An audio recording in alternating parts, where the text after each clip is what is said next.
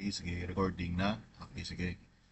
Good morning guys, no? So, since wala kita sa klase subong, so since kay Nolan man, we will do a recorded video na lang, no? Sa aton yung module 1, no? Module 1 is composed of, based sa aton nga syllabus, the introduction of the surveying lang and the types of surveying. Okay? So, paano malaning, although hapos malaning siya, no? Okay, wait lang. Wait lang.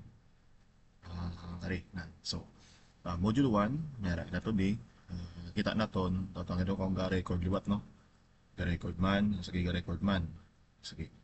So, module 1 is the introduction to surveying. So, the rationale of this module, the study of surveying in the field of architecture.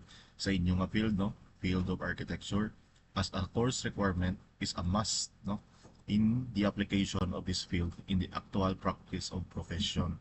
So si surveying is isa na siya ka malaga nga fundamentals ang aton pagtuon sa architecture and also in the field of engineering in architecture, no. Surveying is deals with the measurement, di na siya always, no. So hindi kita makakuha sang data about a certain distance if wala hindi kita kabalo mag surveying, no. So kita an architect must have essential knowledge of surveying or essential knowledge of surveying because ang survey works na siya are done before, during, and after the construction, especially in carrying out big projects. So, paano natin na siya, no? Paano, ano na siya namin niya nga survey works are done before, during, and after. Before the commence of construction, paano natin locate, example, ano ni siya, ang mga muni, ang mga grid lines. So, paano natin na siya malocate sa project na, no? Must be A ni siya, then nari B, no? Then nari, mayara ka na di 1, then grid line number 2, no?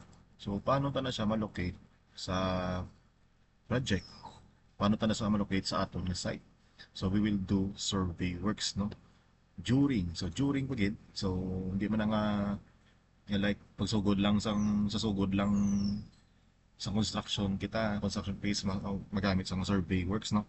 During pag ina kailan taon na to kung ga-align man na ang aton nga grid line sa man diri mga puting naton di ga-align man na dira, and after siyempre i-check man naton if gason ang aton nga project nga blue ano panawag na ganyan nga footprints ang aton bala building footprints is gaangay sa aton nga site, no, sa aton nga project nga plan. Okay, so module outcomes is aring ang course outcome 1, familiarize with the basic surveying principles.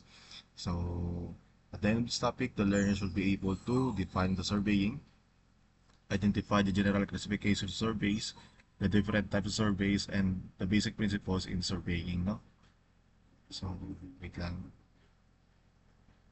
wala ni post, no. Okay, wala post.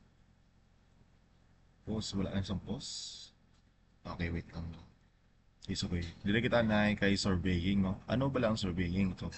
Surveying, it is the art and science of determining angular and linear measurements. So, basta ganun mga linear measurements, may could be from point A to point B, pila na ko nung iya ka metro na, no?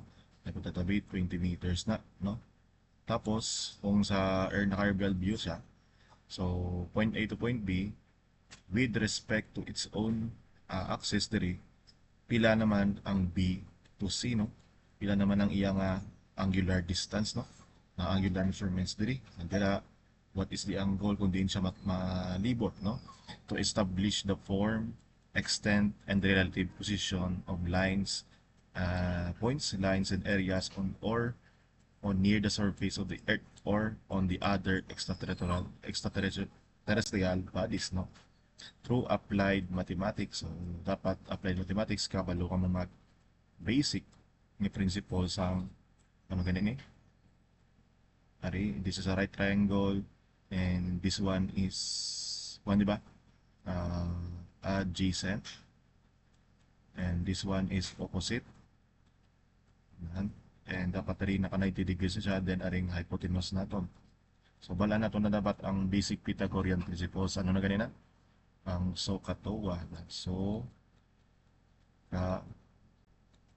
na TOA. So babalaan naman na. Then ang sine law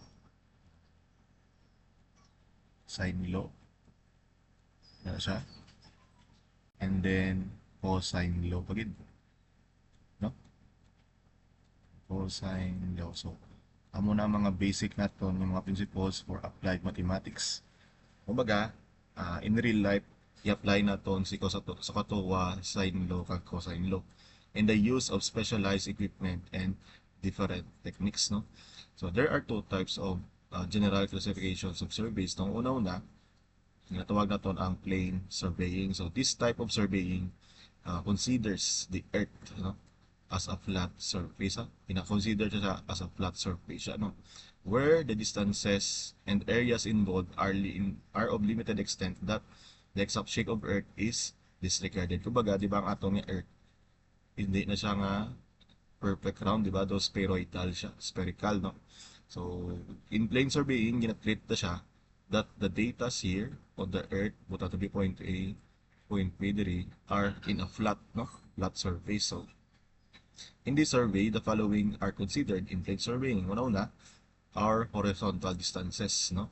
First be, what is the horizontal distance diri? Like in kilometer, in meter, in feet, no? The level line is considered as multiply ka diri straight, no? Diri sa horizontal distances. In direction naman, all angles are considered as plane angles. Example be, point A dito point B, dito to point C, butang ka di point C. So, pila na danggin lipot niya nga angle dira, no? This survey is employed in engineering, scientific and commercial, architectural, geographic, navigational, and exploratory works, no? Siya. While naman niya, si geodetic surveying naman, the surveys are of wide extent that it takes account of the spheroidal shape. So, kumbaga, nagkinalain sang duwa ni, ari kagari, is that the plane surveying deals with, considers the earth as a flat surface, no? While naman yung geodetic engineer, it takes account the spheroidal shape of the earth, no? So, kumbaga, do mas advanced siya, no? This survey employs principles of geodesy, high precision, and related calculations using advanced mathematics. So, mayara kita ginatawag nga kurso no nga separate diri, which is ginatawag mayara kita geodetic engineering, no? Geodetic engineering. Kita na kamo sa mga Cobra bala sa may NIA na diri ka na makakita sa mga geodetic engineer. So nami man ni siya nga ano nga or specialization nga kuan nga professionalization, no?